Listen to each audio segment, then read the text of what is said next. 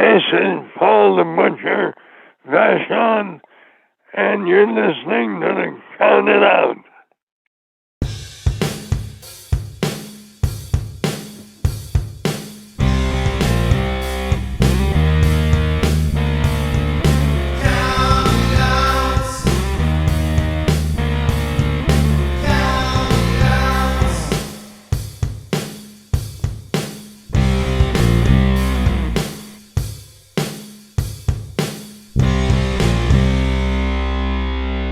Listening to Count It Out with Mike and Tyler. Well, we are live, pals, and welcome to another edition of the Bill Apter Seal of Approve Count It Out with Mike and Tyler. My name is Tyler, and I am joined by the one and only Mike. What's going on? You can call me Wedding Bell Mike this week. Wouldn't you call me Wedding Bell Mike? I want to be Wedding Bell Mike. I want to be Wedding Bell Mike. That's the reason for the season. We're doing your list of greatest weddings. And why are we doing that, buddy? Well, by the time you are listening to this, I am more than likely on an airplane or sitting on a beach or possibly getting married, depending on the day, as I am leaving for our destination wedding this Friday as we record this. Holy shit. So if you're a really good listener, he's lying to you. He's still sitting on his living room because it's Thursday, and he hasn't left yet. That's fair. Because you listen on Thursdays, right, guys? But I think we only have a handful of really good listeners, and then a lot of I always tell Jonah, it's I love our listeners. You guys are the best. Hey, you can listen in 2 months from now. Just listen. Please subscribe. Yeah. Help us. Well, yeah, I'm going to be counting down the top 7 wrestling weddings of all time. WWE wrestling weddings. Oh, okay. See, we never talked about that. I have to. Okay, cool. I got to kick some shit off my list here. I mean, that's fine. No, I have one non-WWE wedding on my list, but I did not have time to take a deep dive into the world of the TNA weddings. I forgot how many TNA weddings there has. Yeah, because there was the Brooke Hogan and Bully Ray one, and there was the Eric Young. Eric Young and ODB. That probably would have made my list if I had a little more time. Listen, folks, I'm getting married. There's a lot of stuff coming my way, so it's a miracle I was even put this list together. Jay Lethal and SoCal Val. Oh yeah, that was probably an expensive wedding. Anyways, I digress. We got a lot to talk about this week. I don't want to talk about this week, but since we keep you updated all the time, I hate football. I hate everything about it. I hate fantasy football. I hate real football. And that's about the extent that I want to talk about football this week. How do you feel about the Cincinnati Bengals? I don't want to talk about it at all. They're getting really close to being retributioned on this show. Oh, they are infuriating to watch. Like I just feel like we're being punked at this point. Like right? I'm waiting for Ashton Kutcher to come out and be like, "Ha, Joe Burrow, we don't care that you throw for 400 yards every week, and we just don't play defense." Like I just got to be so infuriating. If I'm mad watching it, I can only imagine how Joe Burrow must feel on a weekly basis, just getting destroyed every week because he has no protection, playing unreal football. Like Joe Burrow is playing MVP level of football. Like if the Cincinnati Bengals had any form of defense at all, we would all be talking about Joe Burrow in the MVP race. You're not wrong at all. He it doesn't matter. He can throw for 400 yards and 3 touchdowns every week, and we still lose because there is no defense, and it is infuriating. And I hate football. I'm really scared that because usually, like I've been watching hockey from the majority of my life. And in hockey, when a team is playing like this, blame goes usually to one person and one person only. And then next season we find ourselves with a new coach. I really like Zach Taylor though. So do I, but I'm hoping that's not the case, but gotta do something, man. Yeah. Like something needs to change. But I digress. With that said, by the time you listen to this, hopefully I have won my fantasy football, giving me a 4-game winning streak, a 4-week winning streak, and an end to Tyler's streak. I hate football. Unfortunately. Yeah, you do. I hate it. I But hate. we sometimes like wrestling. Yeah, I like wrestling. Yeah. And did we like wrestling this week? I don't know. I didn't watch a lot of wrestling this week. I didn't Uh, watch a lot of wrestling, but I there's some things I want to talk about for sure. 100%. There's a one of the reasons I like wrestling is sometimes there are wrestlers that I really, really get behind and I can really follow and I really like as both a performer and a human being. And one of those people happens to be somewhat of a local guy, and his name is the Walking Weapon, Josh Alexander. Absolutely. And I think we have to talk about him a little bit. The Yeah. big announcement last night, as you're listening to this, or as we're recording, at the Northern Crown show. Yeah, Josh has announced that he is going to be no longer taking independent wrestling dates. And Hmm. there's a lot of ways that you can look at this. You can look at this as, Josh wants to spend more time with his family and not take on that extra grind on his body, which, he's one of the best. So he's got to be feeling a little banged up for sure. The other way you could look at it is, he's a free agent next year. Yep. Maybe, How much longer is on maybe. his TNA contract? I believe it's up in February. Yeah, I was thinking around that time too. Okay. January or February, I believe. And, Yeah. maybe he's going to sign a with a new company that doesn't allow talent to do independent Yeah. shows, which would be awesome. I would love to see that happen for Josh because he is a great person. I will speak on a very personal level right now. Josh's last two independent shows that I can see are his last one is on January the 14th, I believe, in Portland, Oregon against Kevin Blackwood. Mhm. But his last Canadian independent show is in Barrie Wrestling on December the 7th for the Christmas show against Myung Jae Lee. Which is a show named for him. Yes, And great, that great show name. And and that, sorry, I meant to say and this December was 14th, not January 14th for his last independent show. oh, that makes a little bit more sense. That that name came about before he made this announcement, Hmm. you know. But yeah, walking in a weapon wonderland, great name. Yeah, great name for sure. Super cool. By the way, before we talk about like Josh versus Myung Jae Lee, that is going to be an incredible To matchup. a match to finish off his legendary indie run.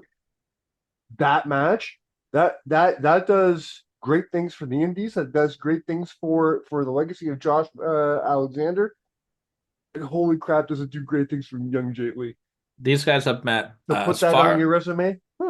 as far as I know, they have only met once before at a C4 show Mhm. about 2 or 3 years ago. Correct. And Myung Jae Lee was awesome then, but he Yeah, has really like he's evolved even incredible now. further as a performer Yeah, since that show. So to watch this is going to be incredible. It's really humbling for me and very cool for me that I will get to ring announce Josh's last Canadian independent date. That is something that I feel very honored to be able to do. yeah. I That's feel super cool horrible for me. because unfortunately I committed myself to some to something personal, so I can't be there that day. And I made this commitment before this announcement was made. So I can say I'm happy to know that I have seen Josh on the Independents a good handful of times. I've seen Josh in TNA live a good handful of times. So I'm not. It sucks I can't see his last match, but at least I got to be part of his career. I Yeah, got to well, at least witness on it. the independent scene. I got to see. I got to be there and see everything that makes Josh Alexander Josh Alexander. A story I love to tell. I've told you probably 1,000 times. When we were still doing WrestleMedia before Counted Out was a thing. Uh, my very first merch table was at a live show, and I shared the merch table basically with Josh Alexander. I was stuck right between Josh Alexander and Joey Threat, Great company. two of the greatest very wrestling stars that went up to stardom. Yeah. So to be there between them at that day, like that's so cool to me.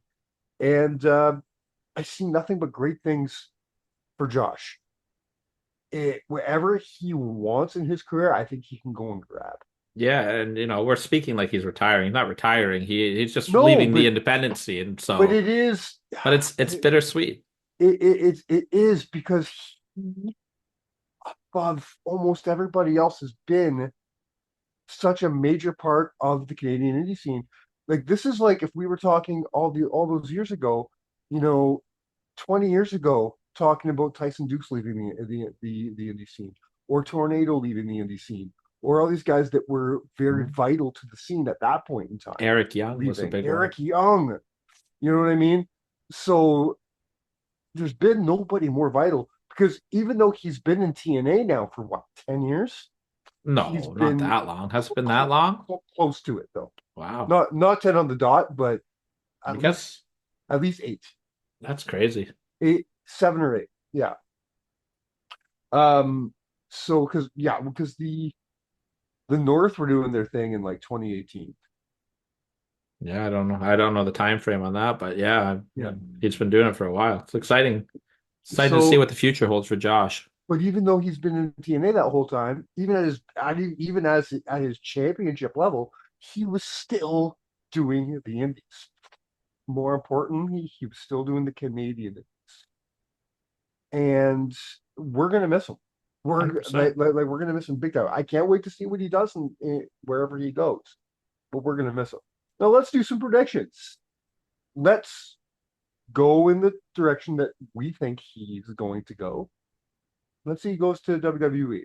I Mhm. think it's obvious he starts in NXT. I would pair him right back up with Ethan Page. I think so too. I think so too. Because there's a lot you can do there. You can team them up for a bit, and then you can either break them up and have great feuds, or put them right on the main roster as the North. And man, they can go have great matches with the Machine Guns and with DIY with and DIY and the Usos and the Bloodline or the like God. Like there's so much they can do. yeah, I'll take the North versus the Usos any day of the week. Hmm. I like it. I like it. I'm looking forward to it. I can't wait to see what they do. Now, do you think that he any chance he goes to AEW? Is there a chance? Of course, there's a chance.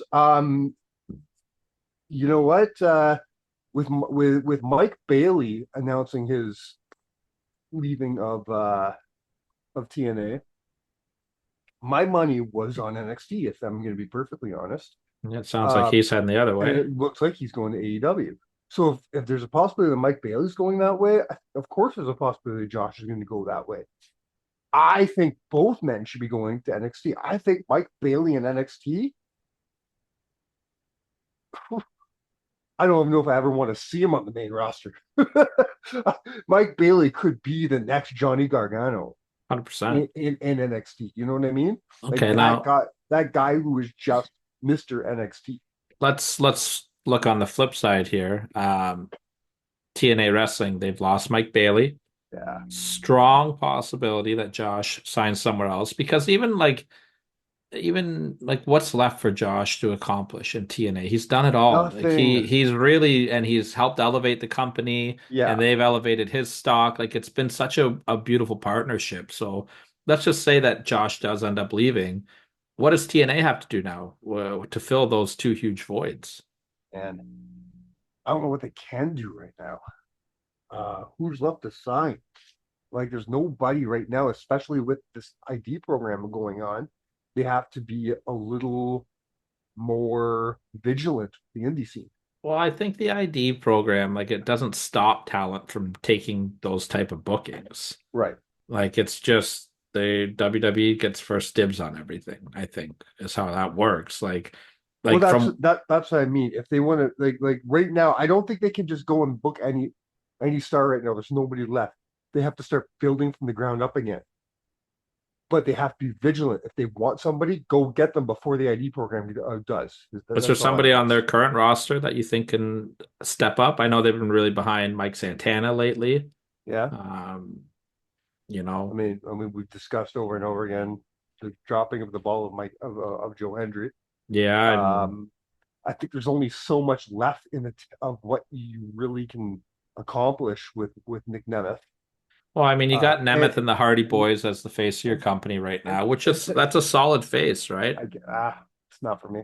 It's not for you, but I mean, if you're a pro wrestling fan and maybe not a TNA fan, but you're scrolling through and on a billboard you see True, Dolph Ziggler and the Hardy Boys, that's going to catch your attention, you're not wrong.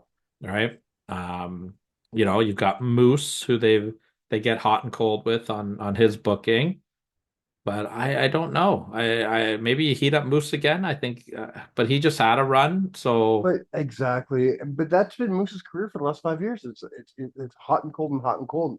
They heat him up when they need him, and then let him cool off somewhere. And it's what about Steve Macklin? yeah. I mean, Give him another run. I love Steve Macklin, but and I've never been shy about it. I just don't think he's the guy that you can build your company around. He I might be don't now. I I don't don't. see the like I don't have a problem with him becoming a world champion, let's say, but I mean you need he needs somebody else. Like I just don't see him as and it's unfortunate because talent-wise he's there. Yeah. But mainstream audience recognition, I don't think he's going to pull in the Mm, newer audience that you need to pull in. yeah. And that's too bad because he is more than talented enough to do it. I just don't think he's been given the full opportunity to elevate himself to that next level. Here's a guy from a talent perspective. He's got it. I think he needs a lot of work on everything else, unfortunately. But if he was to work on it, do you think there's potential in somebody like Jonathan Gresham? I think Gresham is exactly where he needs to Yeah, you be. think so? You don't I think don't there's a, you know, know. because I see him. He's got the talent that Mike Bailey had, but he just doesn't have it. He doesn't have the charisma. He does have the charisma. Like I say, he doesn't have the charisma. He's got lots of charisma. He just doesn't have really the mic skills. He doesn't have the, just like you're saying about Steve Macklin. He's not I there. I just think that they should really build the company around Jordan Grace. I think that But can they like why it's don't they kind of put the ever. world title on her? It's because it looks like do you put the world title on somebody who's got a foot out the door? Yeah, why not? We get I people don't know. talking. It's a and have her put somebody over on the way out. Yeah, I don't know. I mean, I'm Have her listen. put Henry over on the way I'll out. never ever argue with you about pushing Jordan Grace. Jordan Grace should be the face of every company in the world, as far as I'm concerned. But What's going to generate people to get them to talk about TNA wrestling right now? Putting their world title on a knockout. I mean, They've done didn't it in the didn't past. yeah, but it didn't do him any favors. It got Well, nothing but negative attention. well, that's because of the individual that and the way that No, that's the way that it went with that title no, run. no. What I mean There's is when the very day she beat Sammy Callahan for that title, it got nothing but negative attention because of idiots like Booker T and all these old heads. They're like, oh, you can't have a woman with your world title. This is a disgrace to the blah blah blah blah blah. there It, is it there is a humongous difference in the way that somebody like Tessa Blanchard looks, and she's in incredible shape. I'm not when I say looks, I don't mean like, but she's a smaller and yes, she's smaller. yeah, but Jordan look what she Grace, but she didn't take it off Moose. She took it no, off Sammy she Callahan. she beat Moose though, It Yeah. But what I'm saying is but they booked her they matches did that smart. right. I They agree. booked everything right. So to have all these old heads like Booker T complain about it, So what? Let them complain. it's got nothing to do with how they book it. They just don't want to see a woman in that position. Jordan Grace is, I think, the exception to the rule because I think that everybody believes that she could kick the shit out of men or women because she can. And I think that it is a great boost for TNA. I think it will get people talking about them in a positive manner. Not that people are talking about them in a negative manner, but I just think No, that that's the problem. People aren't talking about them. 100%. That's the problem. Jordan Grace, as the world champion, will have people talking. It doesn't Well, have to be a long run. we'll Couple see if months, we'll see couple if they can months, pull the trigger on it. couple Like months, I'm and get not it over to arguing with Joe you, Henry. yeah, but Survivor Series is coming. We officially have Bronson Reed as part of the Bloodline team. mhm. War Games. I wish I would have just we kept it 4-on-4. we still don't have a fifth member to Roman's seat though, right? Not officially, but like it'll be Seth. Yeah. I like the teases that they're doing. The little phone calls, the who you Yeah, the gonna Paul call here, Heyman. and Paul Heyman thing was genius. That was a great spot. The pop, the pop Heyman got. The fact that that man can get that much pop without even being in a room is What would incredible. what would you think if they brought Paul Heyman back and he brought Brock Lesnar to be their partner? I'm I've already given thought to this scenario and I'm very torn on it. Um, my personal feelings aside of whether or not they should be bringing Brock back, take that out of the equation. I don't know how the fans are going to react to that. I think they'd lose it.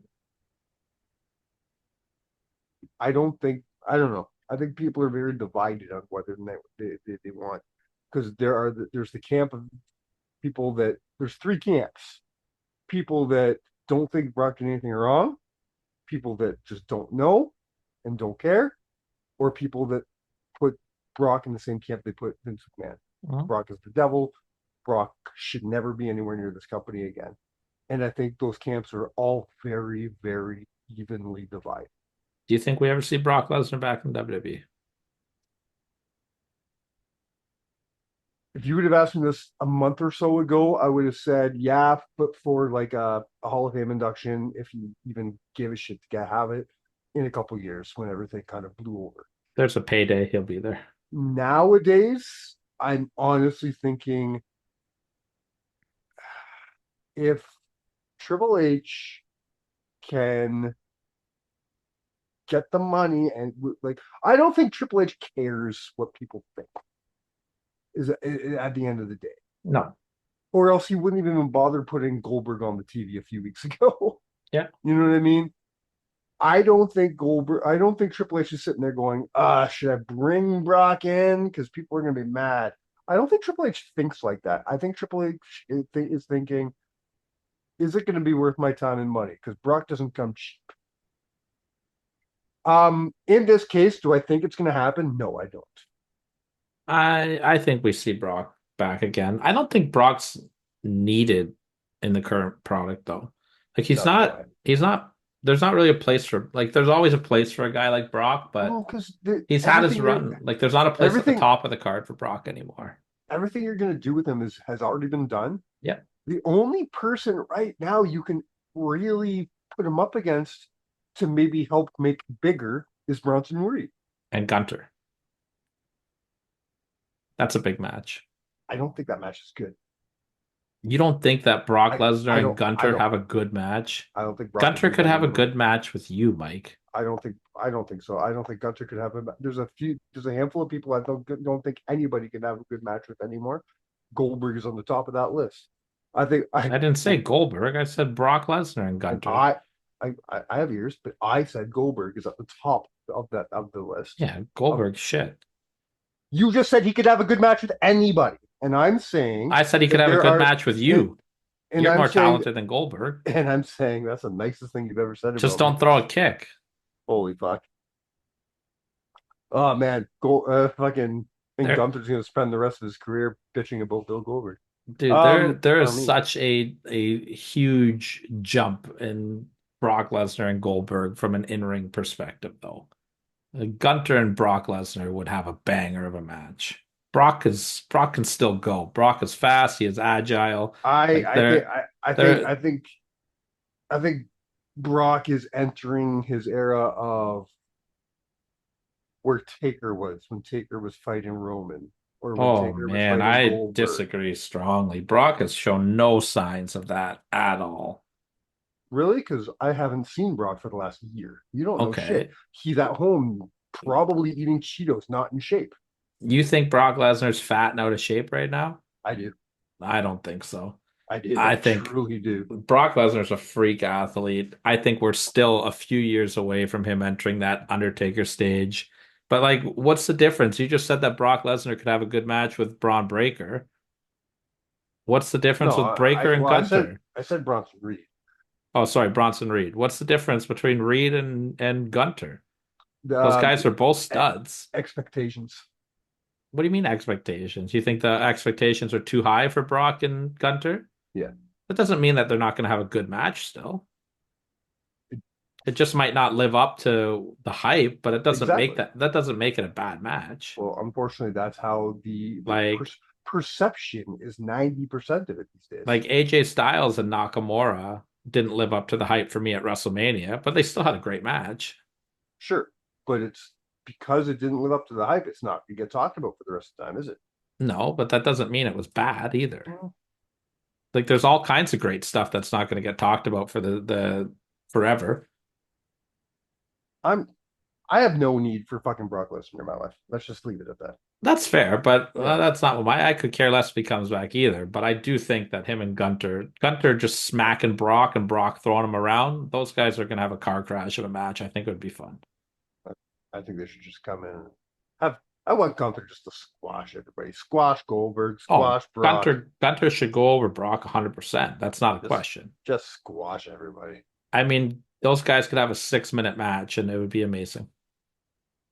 All right. Agree to disagree. Um, where does CM Punk fit into the current WWE product for you? CM Punk, I think, is a vital part right now because I think he's man, I think it's the opposite of what he was when he left AEW. I think he's a tremendous part of the morale in WWE right now, by the looks of it. I think he really, if what I'm reading is correct, he really seems to be stepping up as a locker room leader and in the best way possible. Um, where if your question is where's his place on television?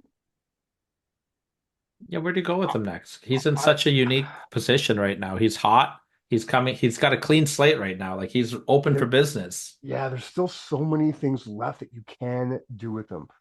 I still want to see him get his WrestleMania main event, but where is it going to come? When is it going to come? Hmm. Is it going to come? Where can they fit it? It's gonna be tough. Do you have him win the Royal Rumble this year? Do you have him win Elimination Chamber? Do you like what do you do? There's so many things that can be done, may be done. Maybe he's just here to get, to help put over the next batch. And I don't mean that by you every time you say that phrase, people automatically think thinks it means you have to lose to those guys. No, not at all. You put over people without losing to them. Drew Look at McIntyre got elevated after that program. look at guys like look at somebody perfect example is Jericho in AEW. Jericho has put over 80% of that roster, but look at his win-loss record. It's not horrible. No, He's not losing every week, but he has still made those stars. You can 100%. make if you're smart, you can make stars without having to, you know, keep losing to them.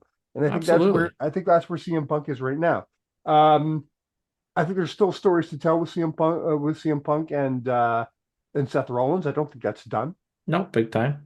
There's still lots to do there. Well, and like after this War Games thing, I think Seth's going to be looking for something fresh, right? What's Punk doing right now? Like right now. He's at home.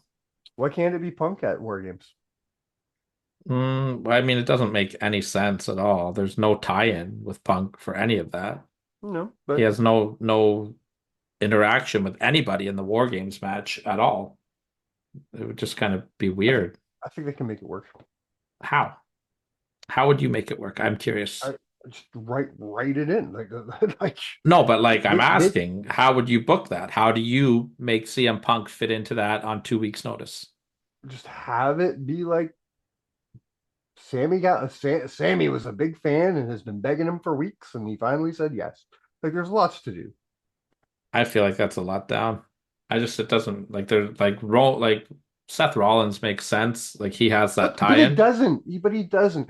I don't want Seth Rollins to be in this spot I don't because want him or Bronson Reed to be in the match, but there's nobody else that makes sense to do it. because Seth has already gone on the record saying he never wants to be in a ring with Roman ever again. I don't want him to go against that word for no reason. So what's the angle they're going So to book to make him go against that word? What's going to happen? Something's so got to far, happen. and I don't think it's gonna be. I think it's gonna be just as sloppy as what you think. What you say my CM Punk booking is. I hope not. I have expectations that they'll do a good job. Their booking has not given me any indication that they would do a poor job with it. But I just don't understand why it has to be 5-on-5 in general. That's what I don't get. Before we move on to the last thing I want to talk about, I do want to mention something I read that makes me very happy, makes me smile. And that's that apparently the Motor City Machine Guns are extremely well liked backstage by not only the majority, if not the entirety of the locker room, but by the majority, if not the entirety of the office. Well, Uh, the apparently Triple H and company are considering the signing of the Motor City Machine Guns to be the one of the best things they've done this year. Um, Motor and and I'm City. so happy for that. I'm so Yeah. happy for those guys, and I'm so happy for the WWE because I think this is going to be a great relationship. Oh, it's a win-win. And on top of that, you get two veterans that are fantastic that can help your future like talent. And I love that they're pushing them like that. You know, at one point in time, they would have, even if they wrestled, like, look at what happened. Look what they did with Daniel Bryan. Mhm. Bryan had already been wrestling for 10 years, had already had such a career, and they brought him in and made it, but because he was never in WWE, he was literally a rookie. You know what I mean? That was, you know what, like That was the way they did things. looking back on that though, like that was really genius booking to have him be a rookie to the Miz. To the Miz. I don't think it would have worked No, anywhere else. no, it would not have. But what a great call that is because Yes. they just knew that would piss off everybody, and it did. The fact that it came back like 10 years later with that talking smack thing and you know it worked out great. Mhm. But the fact is that the mentality was at that point in time, it doesn't matter how long you've been in the indies, doesn't matter not longer how long you've been wrestling, doesn't matter who you've wrestled, where you've wrestled. If you haven't wrestled in WWE, you're nobody, you've been nobody, and you're a rookie. You're Mhm. brand new. And that's it. And that's been the mentality for the longest time. So for them to bring in Motor City Machine Guns, to the most decorated wrestlers of the last 20 years and push them as such. Fantastic stuff. I'm loving it. Yeah, I mean, I think that's the way it should be. I don't think that you need to start from square one every time you bring a talent in. Mm-hmm. I think that's one thing I enjoy about AEW. They bring somebody in and they establish them as, hey, you're a great star. Come into our company now. Speaking of putting people over and established stars, there's another thing I read, and I want to get your opinion on. Jack Hager has been doing the rounds since he left the company, saying a lot of things about AEW, not the nicest things about AEW. They The lost a only couple bookings because of it. the only person, oh, well, not just because of what he says about AEW, because he said some horrible things about Tony Khan. He did. But he the only person he says anything nice about is Chris Jericho. Huh? Here's what I want to get your opinion on. He flat out stated that he didn't like staying in that company because Jericho made a career out of putting people over in AEW where and making people where Sting didn't make anybody nor put anybody over. I have a double-sided question. Number one, do you agree with that statement? No, Sting elevated Darby Allin. Agreed. Okay. Now, as far as the didn't put anybody over, here's my question. Why does he have to? Also, it's not, Does everybody have to, like, does every legend, does every veteran, does it have to be their job well, it's to not go their, and to go and get everybody over? it's not their job. Sting does what he's told. Right? Tony Khan made the call, not Yeah. Sting. Sting wanted to So, lose. Like he was very open that he wanted to lose his last match to the Young Bucks. mhm. So you think this is just sour grapes from Jack Hager? Yeah, Jake I Hager. think It's Jake, isn't it? I don't care. Yeah, I don't know. Is it Jake? Wasn't it Jake? Oh, because it was Jack Jack Swagger. Swagger, Jake But it's Hager. Jake Yeah. Hager. Oh, I don't care. Um, I mean, like to me, Jake. that guy, the fact that they ever didn't, they put the world title on him in WWE at one point, didn't they? Yeah, he had a cup of coffee with it, Yeah, and then he was I gonna win it never again saw when he him. had the We the People gimmick. Yeah, He was I never saw okay. him bigger than. No, right there. I would have. I'd say solid IC US title guy for sure. I didn't see the main event appeal to him at the time. He had a great look at AEW. Like he really bulked up a little bit, and Sure. but I don't think he's a guy that you build your company around. No, but I also I think he was kind of lost in the shuffle in that Jericho thing. I think the Jericho thing was Didn't really great know. for him. He Yeah. stood in the background. He was the muscle. They booked him strong, and then they turned him into a comedy act with a purple hat. The last thing I have, um, are you cold right now? Am I cold? Yeah, because hell has frozen over, my friend. Oh yeah. Have you read one of the most recent tweets from Ryback? Oh, he didn't he say something that made sense? For the first time in years, Ryback has said something that I actually agree with. It is completely logical and actually makes sense for human consumption. Wow, hell has seriously frozen over. There's He something had about the he schedule, he right? has said something nice about WWE. Yes, because fans were complaining about the tapings of SmackDown.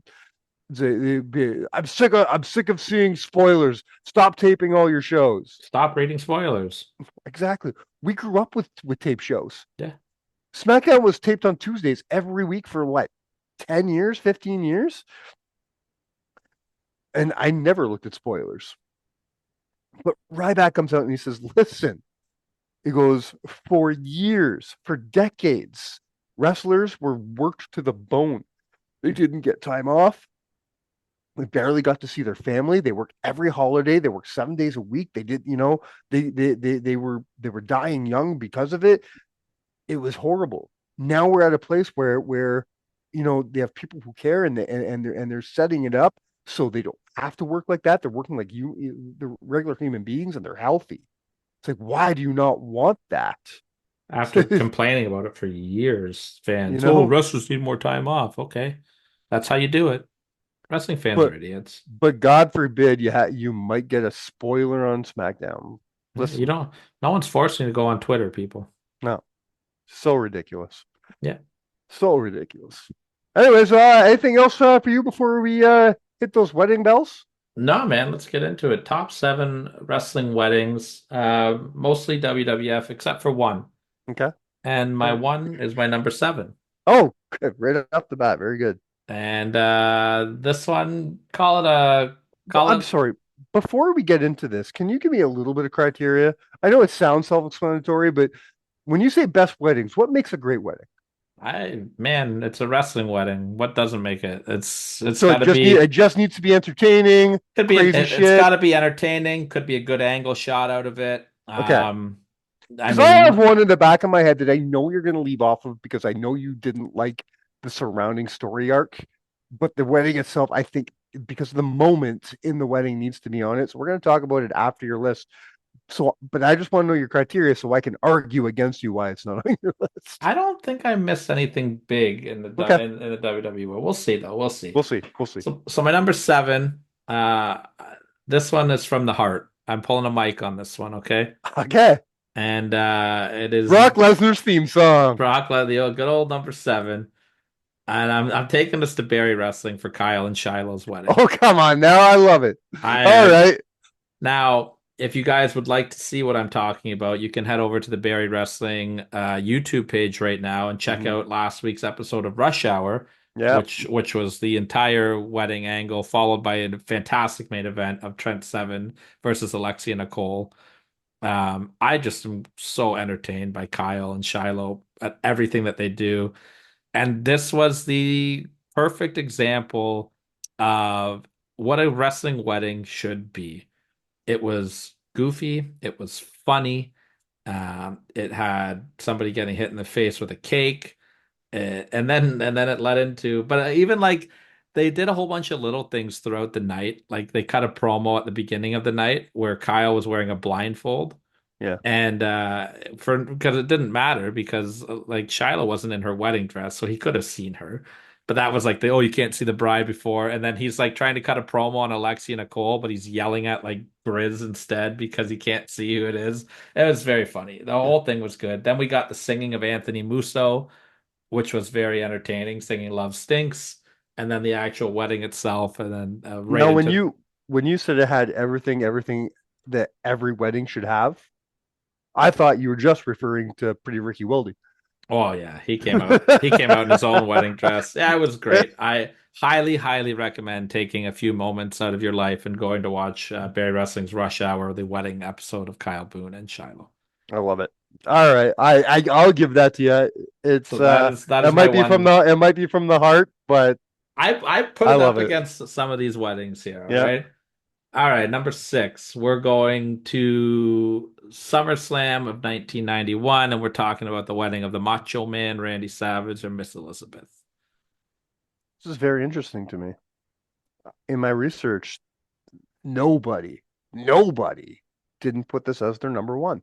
Really? So yeah. So it's interesting to me because when I wrote down my list, it was my number three. Okay. And I thought that Mike, oh, good thing it's not my list this week because I'm going to catch heat for not having it in my number one apparently. But it's your number six. Yeah. You're number six. All right. I'm It's not. I want to see what the rest of your list is before I criticize. Here's the thing. I don't think it's a number six, but I don't think it's a It's number one either. it's really boring to watch, Right? except for Does the the reception. okay? Does it all? It all It's all counts. involved though. It Okay. all Okay. counts, Good. but I mean the actual wedding ceremony is so it's long and Yeah. boring and silly. Like it's just not entertaining. It's Right. and they just did like a shoot wedding or whatever. Like that was what they were going for, and that's cool. Yeah. But it was boring. Like so that's why it's my number six. The angle after is like a number one angle, And I think 100%. that must be why everybody puts it number one because it's the most talked about wedding of all time to this day. It's still like it is the quintessential wedding.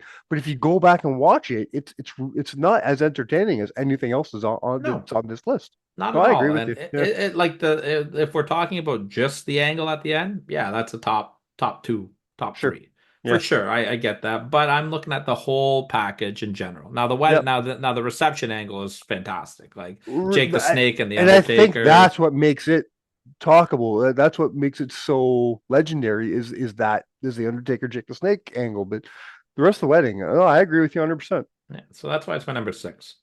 My number Cool. five, we're gonna do the wedding of Triple H and Stephanie McMahon. They're not the yeah, it's This is my number one. this one is the one where they pedigree Vince and Oh wait, no, the actual wedding between Triple H and Stephanie McMahon? No, no, yeah. no. I'm like mine's like the the the wedding of Triple H or of Stephanie and Test. Well, I mean, we haven't got that. We haven't Okay, got okay, there okay, yet. okay, okay, okay, okay. Jumping the gun, brother. No, this one didn't make my list. This one was hilarious. Stephanie Is it comes out wearing is the this the most, one where is this the one where he finds out like right before he finds out she's not pregnant? yeah, And okay.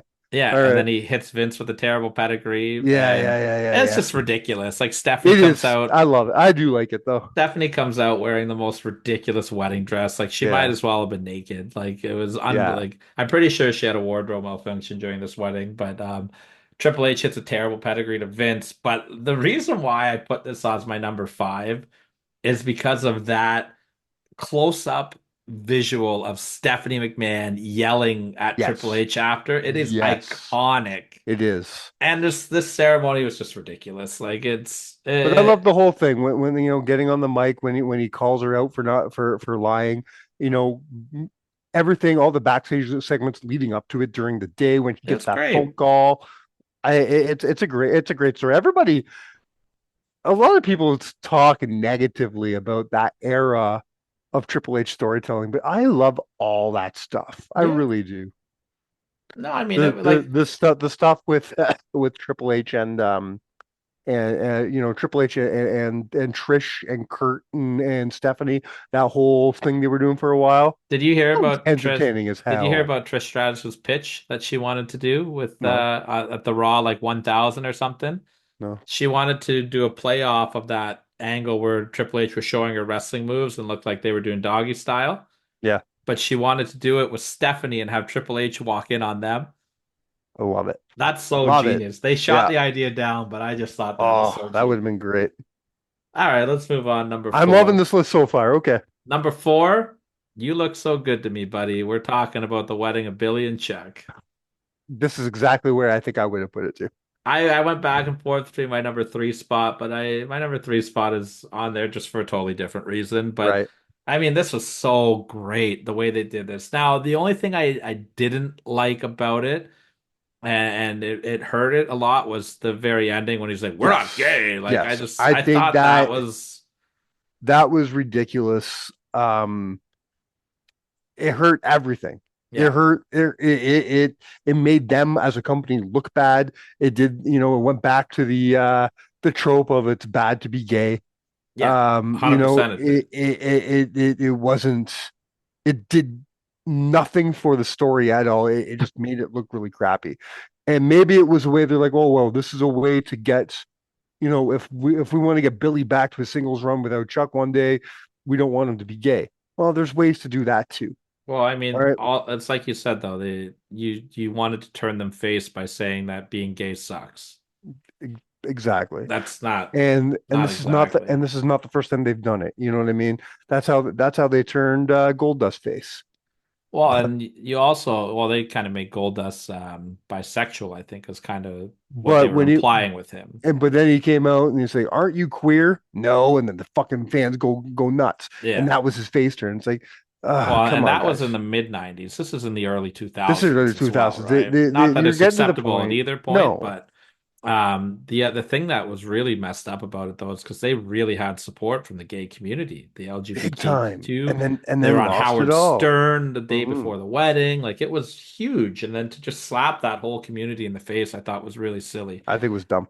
Yeah. Eric But Bischoff was the star of this wedding, and what a great way to get three. And this is when like Raw and SmackDown didn't cross paths a lot. So yeah. to have Raw invade SmackDown for this wedding, I thought was really, really good.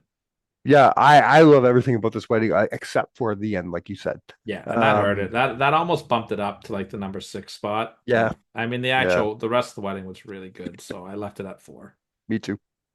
Number three, we are talking about the unholy alliance between The Undertaker and Stephanie McMahon. This is the one I thought you were going to leave off because I know you hated Ministry Taker. I know you don't like that whole overall arc of storytelling. So I was really afraid you were going to leave this off, but I'm so happy you didn't. And the fact that it's your number three makes me so happy. This was It's my number. awesome. It was my number two. Yeah. Um, I I think the Austin save at the end is one of the most iconic moments of the Attitude Era. When Of that Stephanie hugs him. whole of the whole Austin McMahon saga. This is one of the greatest moments of this whole thing. I think Midian told a story about this where he was tripping on shrooms during this whole Yes, segment. yes. He told the story on Taker's podcast.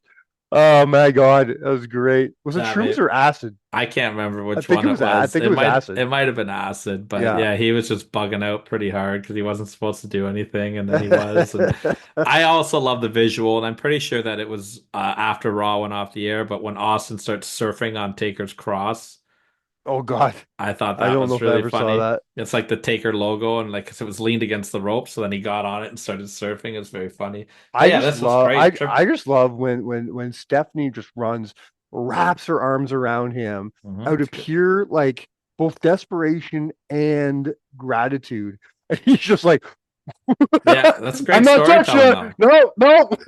Well, it's great storytelling because like Vince is there thanking Austin and they have that history and Mhm. then we get the higher power, which we It talked was about last week. So it was a great up until the higher power bullshit. It was a great addition to this story because it was getting to the point where okay, well, what else can we do for Austin and McMahon? They've been feuding now for years. What's next? And then he saves the boss's daughter. Like well this we is this and is then great stuff. we also got the greatest line in WWE history when Stephanie gets in the limo and the Undertaker puts the window down. He's like, "Where Where to, to, Stephanie?" Stephanie? Unbelievable stuff. Isn't there So one part where he burns her teddy bear?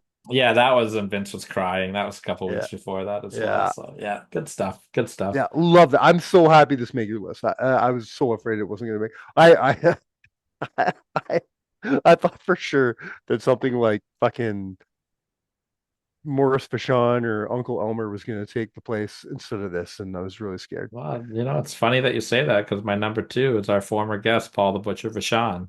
It's your number two? and the wedding of Ophelia. Wow. This was probably going to be my number five until I found the 45-minute full version of this wedding and watched it at work. I'm telling you, don't judge it till you watch the whole thing. It is laugh out loud hilarious for all the wrong reasons the whole time. There are so many good one-liners in this thing. Lou Albano, Freddie Blassie, Jesse Ventura, David Schultz. Lou Albano is hammered the whole time. Like this thing is just crazy. Lord Alfred Hayes and Vince cannot keep a straight face for the Yeah. entire wedding. Um, Fabulous Moolah's in it. Lord Littlebrook is in it, and or not Lord Littlebrook. I can't remember his name. He's the French dwarf, the bald guy. But either way, they like just rib him the whole time.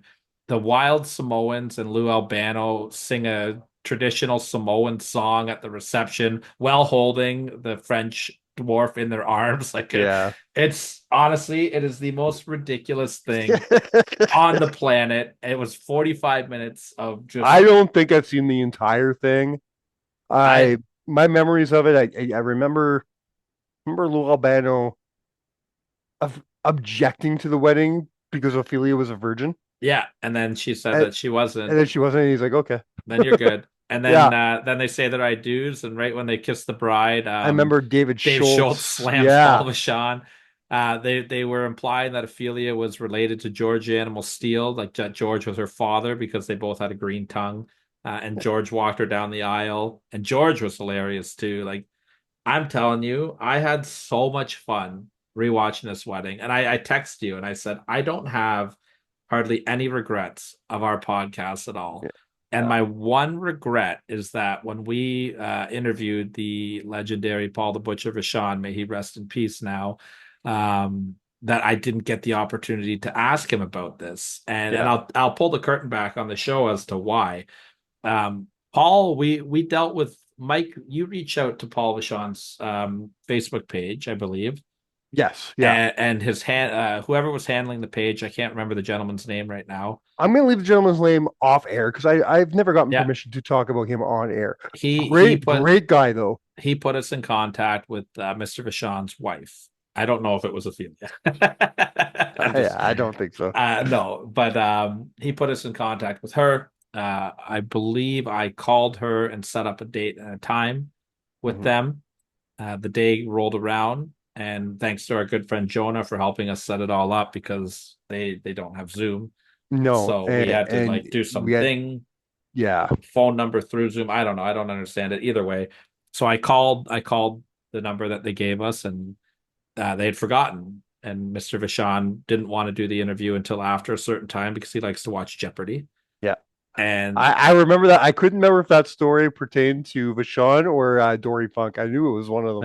it was Mr. Vachon. And so they're like, oh yeah, his wife, nicest woman on the planet. Yes. She's like, oh yeah, sorry, we forgot about it. I'll go get him right now. And he literally just got handed the phone cold with no prep for that. He was doing an interview today. So we started talking. I guess we got about 35 minutes into it. And you know, his voice he's had throat cancers. Listen, Paul Vachon, when we interviewed him, he was in his late 70s. He was already had so many health issues. He was not at peak health. So the fact that he even agreed to do this for half an hour is tremendous on his character. Very big honor for us. Yeah. So I believe we probably got the last, if not one of the last interviews with Mr. Vachon before he passed away. So, yeah. So either way, I'm asking my questions. We're having a great conversation. I highly recommend going back in the archives and listening to it. It's a great interview. It is a fun interview. And I was literally just about to ask about the wedding. I think it was my last or second last question. And then just out of the blue, Mr. Vachon just stops and goes, okay, did you get enough now? And I was like, yes, sir. Yeah. Absolutely. When Paul Vachon tells you he's done, you're done. I didn't want to push it. You don't push it. Yeah. I kind of wish I did in hindsight, but I respect the man so much that I didn't. Of course. So that's my Paul the Butcher Vachon story. And you know, I want everybody to realize how big of a deal Paul really was in the scope of things for wrestling. in 2024, a lot of you fans might not even know who Paul Vachon is or was. Mhm. But when he passed away, they even talked about him on WWE television because he did mean something to wrestling. And Absolutely. they don't talk about everybody. You know, they don't talk about every single wrestler that passes away. So the fact that Paul Vachon has not worked for WWE in 40 years, yet they had to mention him, they had to give him his enough on TV. That shows you how much he meant to that company and how much he meant to wrestling as a whole. I highly Not only Paul, but the Vachon family. highly recommend going out of your way to watch this wedding. Minus one kind of cringy, borderline rapey part that was a little bit weird Yeah. at the end, but It's yeah, it crazy to was. think this was filmed like the year you were born. Yeah, it would have been around that time. 80 84. was it 84? So yeah, it would have been exactly the year I was born. Crazy Yeah, stuff. that's nuts. And of course, my number one, you alluded to it earlier. It is the Okay. wedding of Test and Stephanie McMahon Also my number one. with the interference of Triple H. This was a no-brainer for me when I made this list and I thought Yeah. about this list. The stipulation of the wedding was if any member of the WWF roster that was not in the wedding or part of the family showed up and tried to interfere for the wedding, they would be terminated immediately. Mm-hmm. So you had your groomsmen of Edge and Christian and the Hardy Boys with Test, who Test worked a match the night, like earlier in the night as well, which I thought Yeah. was really funny. Yeah. And then Stephanie comes out and they're having their lovely ceremony, and Vince and Linda and Shane are all down there doing their thing. And then all of a sudden you hear Triple H's music hit, and Triple H comes out, and everyone's like, "Well, you're fired." Yeah. And then he throws to the video package of him having Stephanie drugged at her bachelorette party with Moolah and Mae Young, and he took her to the same drive-through chapel that Michael Jordan got married at, Mm-hmm. and did his little "Yes, I do," and they got married, and then they throw back, and Vince is losing it, and Test is livid, Stephanie's Just crying, crying. Yeah. and then Triple H hits the famous line, which is super cringy. Actually, I'd like to go back and think about it, but he goes, "Now the only question is, it's not did we, but how many times did we consummate the marriage?" And It everybody is. loses it. Listen, it's a cringy line. If you actually want to sit here and be like, "Oh, did he rape her?" No, he's trying to get under the skin of these people. Of course. He's gonna say anything he can to really make them mad. And Why? what's more maddening than something like that? I mean, I would say drugging her and marrying her is probably, I don't know, it's got to be but pretty that up there, but but that's who that character was. That character was one of the most devious, underhanded, most disgusting human beings on the planet. And that's just what he would do. I loved everything about this wedding back then. I still love it now. great Uh piece of business. Led us to it, the McMahon Helmsley era. you know what I love about the as they move forward from this?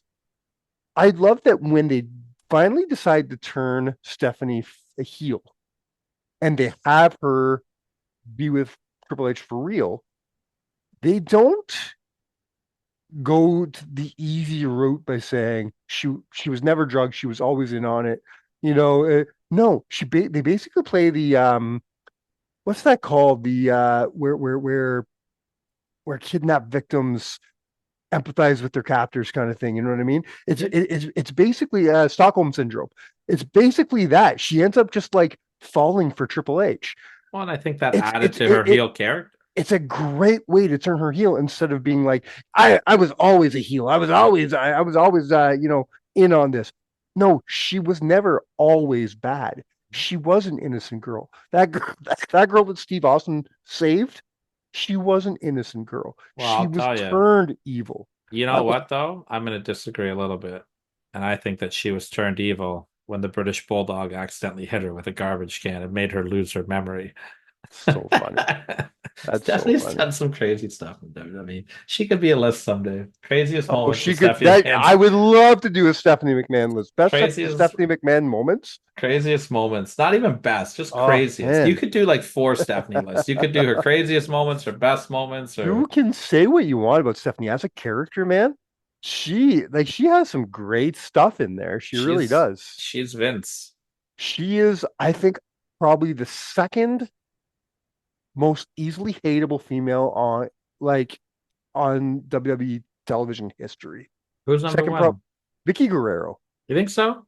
I think so. I Vicky flip was it. I flip so it good. personally, but I flip Okay, it personally. Vicky, I think Vicky's the greatest female heel in history. I I put really do. her, Stephanie, one, two. I give more respect to Vicky for a couple of reasons. Like number one, like she wasn't in the business. Right. Like Stephanie was groomed to be in the business from day Yes. one. Yeah. And number two, like Vicky's husband, Eddie Guerrero, is one of the most beloved people on the planet. And when Hmm. he tragically passed away, and then she's his widow, to take like that and flip that to becoming a heel, Yeah. that's crazy. Yeah. Like you would never ever hear Martha Hart get booed. Right. Well, I mean, she got booed when she said the wrong town in the UK or whatever. But like, no one's gonna be like, "Ladies and gentlemen, here's Martha Hart," and everyone's like, I mean, "Boo!" if she comes out going, "Excuse me," like I don't know, man. I do think Vicky is the greatest female heel in the history of the sport, and that's manager wrestler. Yeah. Like she takes Sherry's spot. I Like put, that's yeah, she's a top threer. you know. Um, but a close second would be Stephanie. Stephanie, I think, yeah, I think you put, man, I think you Stephanie go was a bitch. like off the top of my head. I think the top three are Stephanie. No order here, but Stephanie, Sherry, Vicky. Yeah, You put Trish Stratus on there. She had a good heel run. absolutely. Moolah, Luna Vachon. Luna, right? Yeah, Yeah, there's some good ones. Look at yeah. this. You I almost really, got a bonus list there. I really, really, yeah, right. I really, really enjoy your list. There's nothing like the only one that because I didn't think of putting the Triple H one on. So the what did I have on? I don't have it in front of me. I think my no yeah, okay. My number seven was Don Marie and Don Marie and Al Al Wilson. Wilson. Yeah, I couldn't. because it's funny. It's ridiculous. It I mean, is very, very funny. I put some thought into putting Daniel Bryan and AJ Lee on the list Yeah, because I like the angle that came out of that where she was like, "Oh, I'm the Raw general manager." I thought that was like a nice little twist.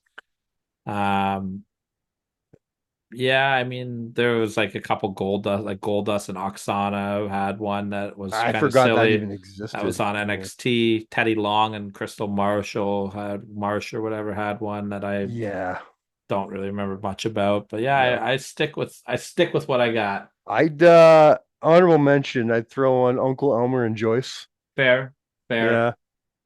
Yeah. Edge and Vicky Guerrero. Yeah, I didn't remember too much about. That's where you like got caught making out with Yeah. Alicia Fox. Um, it Kane would and be Lita had a decent one. so Kane and Lita with the kicking of the baby and No, that was the Tombstone the Priest. The kicking of the baby was something different. which one was kicking of the baby? That was on the highlight reel with Jericho. Oh, I thought that was the wedding. No, if that was the wedding, that would be number one with a bullet. Oh, Kane and Lita, that's where they played Matt Hardy's theme song and then Matt Hardy Lita didn't show came out up. wearing the black dress, and Yeah. Matt Hardy came out and got chokeslammed through the stage, I think, or I don't know, something happened. But Okay. can we also say that, like, why don't we have a tag team of the baby that's been kicked and Mae Young's hand? Now I with I want to see it. this is for no other reason but to pop Adam. I do have one more honorable mention because you put on Shiloh and Kyle. That means there's precedent for there to be outside WWE weddings on the air. So I'm going to say Rosemary and Bravo. Okay, is that where That's he got that's shot or that's that's something? that's the murder mystery. Yeah. I mean, yeah, if I had a little bit more time, I would have opened up the list to TNA as well because they have done some great stuff.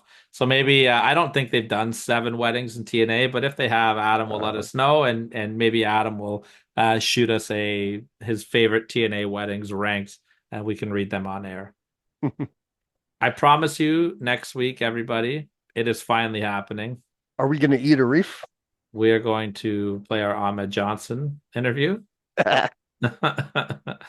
After weeks of hyping it up, I'm really excited for this one. Me So too. This is one of my favorite things we've done this year. Yeah, He was just such a cool guy to talk to, cool guy to work with. Just right from like you dealing with him behind the stage, he was very cool with you. As soon as we got on with him talking off record, he was just a very down to earth, very nice guy. absolutely. And then the minute One we one of the turn, best we've dealt with. one of the greatest compliments I think we've ever received from anybody we've ever talked to came from Ahmed. Yeah. Because I told Ahmed on the show, like I've told you guys are probably sick of hearing me say this, but I tell this to our guests frequently that I'm not an ass kisser. I will not kiss your ass. If I give you a compliment, it's because I really mean it's from my heart. When we got offline, Ahmed said the same thing back to us. He says, just like you said, Mike, I'm not an ass kisser either, and this is one of the best interviews I've ever done. He Yeah, goes, he this is one of the enjoyed best it. this is one of the best conversations I've had. I forgot we were interviewing. And that's the kind of interviews we like to do. We Yeah. don't want to do interviews. We like to have conversations, and that's how Ahmed felt, and I that like was great to for us. I like to find that middle ground of both because I hear a lot of people say, "Oh, I want to have conversations," and I do. I want them to feel comfortable, like we're having a conversation. But Mhm. I also want to give them respect and credibility Of course, to interview. and I think we're really good at finding that middle ground, but I think our best interviews that we've ever done are the ones that just feel so natural, where you almost don't even look at your list, your question list, because the next question just comes so organically. You know what I mean? Mhm. Some of the greatest stuff we've done feels like that, and that's what it felt like to do Ahmed Johnson, which you will listen to in exactly 1 week from now. Please don't forget if you feel like you might forget. You know how you won't forget? Hit that little button down there. Hit subscribe.